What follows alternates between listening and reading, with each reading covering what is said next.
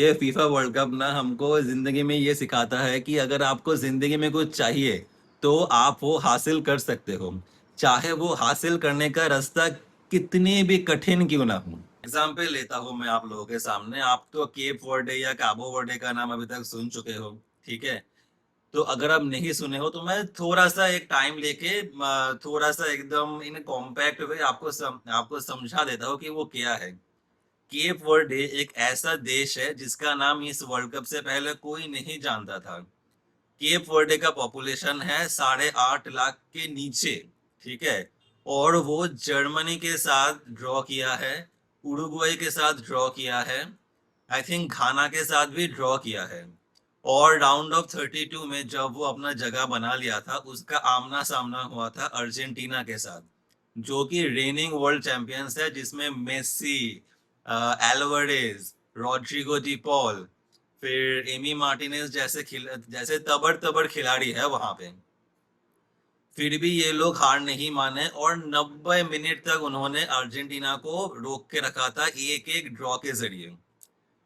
जब 90 मिनट के बाद एक्स्ट्रा टाइम आ गया, ठीक है, तब एक लिसांड्रो मार्टिनेज का बेहतरीन शॉट से अर्जेंटीना ने फिर से 2-1 हासिल कर लिया था।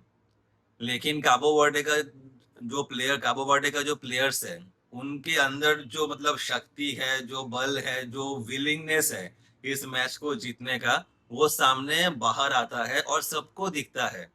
और इसके आगे रिजल्ट क्या हुआ? वो फिर से 112 मिनट के जब अराउंड उसने एक मतलब गोल ऑफ द टूर्नामेंट मार के उसने 2-2 ड्रॉ कर लिया। भले ही वो लोग मैच क्यों ना हारे हो 3-2 से फाइनली, बट ये चीज आपको ये सिखाता है कि एक देश जो अपना फुटबॉल प्लेयर्स लिंक्डइन के जरिए रिक्रूट किया है ताकि वो फीफा वर्ल्ड कप में एक मतलब स्टार्टिंग 11 एटलीस्ट खड़ा कर सके, वो टीम रेनिंग चैंपियंस को ऑलमोस्ट बाहर कर दिया था। ये कितना इंस्पायरिंग स्टोरी है आप समझ नहीं सकते। रेनिंग चैंपियंस को बाहर कर दिया था। जर्मनी जो कि 4 टाइम्स चैंपियंस है, उनसे ड्रॉ निकलवा लिया था। उरुग्वे जो कि एक बहुत बड़ा फुटबॉलिंग नेशन है, जिसमें फेदे वेलवर्डे, मैनुअल उगार्ते जैसे खिलाड़ी है, ठीक है, उससे भी ड्रॉ कर लिया था। तो ये चीज आपको ये सिखाता है कि जिंदगी में अगर आपको कुछ चाहिए ना, और अगर आप उसके लिए मेहनत करते हो, तो आपको वो चीज हासिल करने से कोई नहीं रोक सकता। कार्लो एंcelotti ने एक बहुत ही बढ़िया चीज बोला है कि I do not want to play beautiful football because I want to win football matches. इसका मतलब ये है कि लोगों को क्या चाहिए, लोगों को क्या पसंद है, उससे उसको कुछ घंटा फर्क नहीं पड़ता। उसका एक ही मोटिव है कि कैसे कैसे भी तैसे उसका जो टीम है उसको जीतना चाहिए, उसको ट्रॉफी लाना चाहिए। और इस समय ना ब्राजील को ऐसे ही एक मैनेजर की बहुत ज़रूरत थी। जो पिछले 22 साल से ब्राजील ने वर्ल्ड कप नहीं जीता है because they just wanted to play जोगा मोनितो ब्यूटीफुल फुटबॉल, जो कि नेसेसरी है, मैं मानता हूँ ये। But that was not enough ताकि वो वर्ल्ड वर्ल्ड कप ट्रॉफी को जीतने की लायक बने। तो आप समझ सकते हो मैं क्या कह रहा हूँ, ठीक है। तो ब्राजील वर्सेस जापान एक बहुत ही इंटरटेनिंग मैच था, जिसमें जापान ने एक गोल का लीड ले लिया था। और फर्स्ट 45 मिनट्स तो मतलब ब्राजील ने कुछ भी नहीं किया था। लेकिन कार्लो एंचेलोटी ने एक चीज किया था, उसके बाद तो पूरा एकदम गेम ही पलट गया। और इन्हें बहुत अच्छे ट्विक्स किए थे उस गेम में कि वो मैथ्यूस कुनिया को निकाल के उन्होंने डाल दिया था गैब्रियल मार्टिनेली को। जबकि सबको लग रहा था कि भाई नेइमार तो बेंच में बैठा हुआ है, वो नेइमार को क्यों नहीं हिला रहा। भाई कार्लो एंचेलोटी का जो दिमाग है ना, वो किसी मतलब जीनियस से कम नहीं है। उसको पता था कि Martinelli in between the lines in through the central defenders वो रन लेगा, जो कि नेमार नहीं ले पाएगा। और बीच में अगर नेमार ने बॉल लूज किया तो काउंटर में जापान फिर से गोल मार सकता है।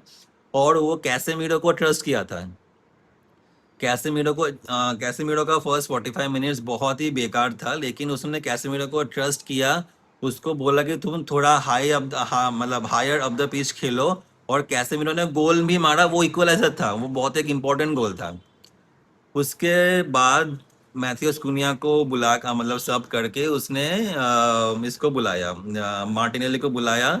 और मार्टिनेली 91st मिनट में, जो कि एक्स्ट्रा टाइम होता है 90 मिनट्स के बाद, वहाँ उसने गोल मारा। एक बहुत ही बेहतरीन ब्रूनो गिमाराइश का जो असिस्ट था, उसको बहुत बेहतरीन तरीके से कंट्रोल करके टर्न करके दोनों डिफेंडर के बीच में से वो बॉल निकाला है और वो शॉट मारा है, वो जो कि ब्राजील को ले जाता है राउंड ऑफ 16 तक। तो ऐसे ना ब्राजील मतलब बहुत ही हार्ड ब्रेक होता है जापान के लिए। लगातार फोर्थ वर्ल्ड कप है जहाँ पे वो फर्स्ट नॉकआउट गेम से बाहर हुए हैं।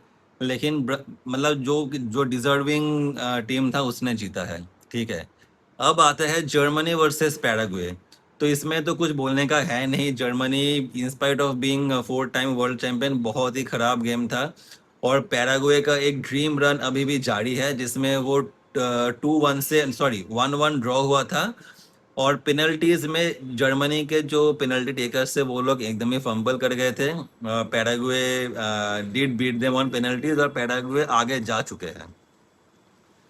एक और बड़ा अपसेट मैं हुआ है इस वर्ल्ड कप में, इसीलिए मैं आपको ये क्यों पहले ही वीडियो के पहले ही बोला था कि ये एक अंडरडॉग्स का वर्ल्ड कप है और आपको बहुत कुछ सीखना चाहिए। Morocco, in spite of Netherlands being one of the greatest footballing nation, Morocco फिर से उसको बाहर कर दिया है। नीदरलैंड्स का defence the best defence in world cup था। ठीक है। और मोरक्को ने तो उसको मतलब एकदम पेल पेल के बरा मतलब पेल पेल के बाहर किया है भाई। इवन दो मोरक्को ने पेनल्टीज में उसको बाहर किया और वो पेनल्टी शूटआउट बहुत ही बेकार था, but Morocco did hold the nerves and Netherland को बाहर कर चुका है। नॉर्वे की बात करें, नॉर्वे का यह पहला वर्ल्ड कप है और पहले ही वर्ल्ड कप में वो राउंड ऑफ 16 तक पहुंच गया है। और जब वो फेस करेगा ब्राज़ील को, ये एक बहुत ही बेहतरीन मैच होने वाला है। सब कोई इस मैच का इंतज़ार कर रहे हैं। तो नॉर्वे ने हरा दिया है आइवरी कोस्ट को, बहुत ही कन्विंसिंग तरीके से हरा है उसने 2-1 से, और मोरक्को जाता है राउंड ऑफ 16। अब भाई जो ये वर्ल्ड कप एक्चुअली में जीतने वाला है, फ्रांस वर्सेस स्वीडन का मैच था। तो फ्रांस ने कन्विंसिंगली 3 गोल से हराया है भाई। और ये जो हमें अपकमिंग डिक्टेटर हमको देखने को मिल रहा है एम्बापे के अंदर। ठीक है। आप चाहे उसको जितना भी गाली दे दो, अगर आप एक रियल मद्रिद फैन हो, वो डिक्टेटर है, वो किसी का बात नहीं सुनता, वो सबको बोलता है कि मुझे ही पास करो, मैं गोल मारूंगा। तो भाई गोल तो मार रहा है ना भाई वो, क्या दिक्कत है आपको? जब वो ना फ्रांस का टी शर्ट अपने जब वो फ्रांस का टी शर्ट पहनता है, वो एक अलग लेवल का बीस्ट होता है भाई। आपको मतलब you should be very blessed, आपको बहुत खुश नसीब होना चाहिए कि आप एक potential future greatest of all time striker देख देख रहे हो एम्बापे के अंदर। तो फ्रांस ने 3-0 बहुत ही कन्विंसिंगली हराया है स्वीडन को और वो भी आगे जाता है। वो फेस करेगा पैराग्वे को, और आई थिंक कन्विंसिंगली पैराग्वे का सफर यही खत्म होने वाला है राउंड ऑफ 16 में, क्योंकि फ्रांस आगे जाएगा। अब जो वर्ल्ड कप का डार्क हॉर्स था इक्वेडोर, वो भाई बाहर हो चुका है वर्ल्ड कप से। और जो सिम्पसन्स का जो एक फेक प्रेडिक्शन था, जो वर्ल्ड कप का नहीं था, but that is actually coming out to be true. Mexico ने इक्वेडर को हरा दिया है 2-0 और वो आगे जाता है राउंड ऑफ 16, जहां वो फेस करेगा England in the legendary Azteca stadium. अब देखते हैं उस मैच में क्या होने वाला है। Let's see. अगर मैं इंग्लैंड की ही बात करूं तो इंग्लैंड वर्सेस डीआर कॉन्गो एक बहुत ही बेहतरीन मैच था। डीआर कॉन्गो 1 गोल से लीड किया था, लेकिन you know the inevitable Harry Kane, England का जो स्ट्राइकर है, world's greatest striker at this point, he is absolutely inevitable. वो 75th मिनट के बाद वो 2 क्विक गोल्स मार के वो इंग्लैंड को जिता देता है भाई। और आज के ज़माने में in this generation Harry Kane is the greatest striker of all time. Mbappe might be the greatest player of all time in future. He is right now also. But Harry Kane will always be the greatest striker of all time. You just need to feed Harry Kane. Belgium ने कैसे Senegal के against match जीत लिया है, मुझे अभी तक समझ में नहीं आ रहा। बेल्जियम ने हरा दिया है सेनेगल को 3-2 85th मिनट तक। सेनेगल 2 गोल से लीड कर रहे थे। लेकिन जैसे हम बोलते हैं कि जब भी नॉकआउट्स आता है तो अफ्रीकन कंट्रीज एकदम से फंबल कर जाता है। सिमिलरली सेनेगल भी फंबल कर गया। बेल्जियम ने 3 गोल्स मार दिए 85th मिनट के बाद भी। 90 मिनट तक तो वो दो दो दो इक्वलाइज भी कर लिए थे, और एडेड एक्स्ट्रा टाइम में वो 3-2 से बेल्जियम जीत गया और अपना जगह बना लिया राउंड ऑफ 16 में।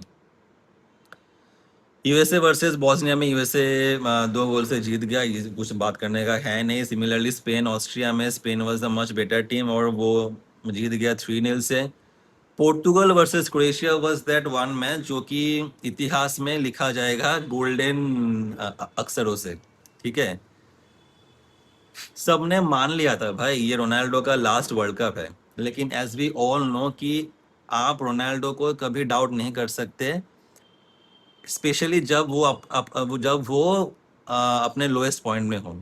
ऐसा हुआ था कि क्रोएशिया ने 1-0 का गोल ले लिया था, लीड ले लिया था, and there was no point for Portugal to come back in this match.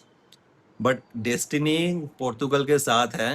Renato वेगा के ऊपर एक फाउल होता है पेनल्टी, और क्रिस्टियानो वो पेनल्टी कन्वर्ट करता है।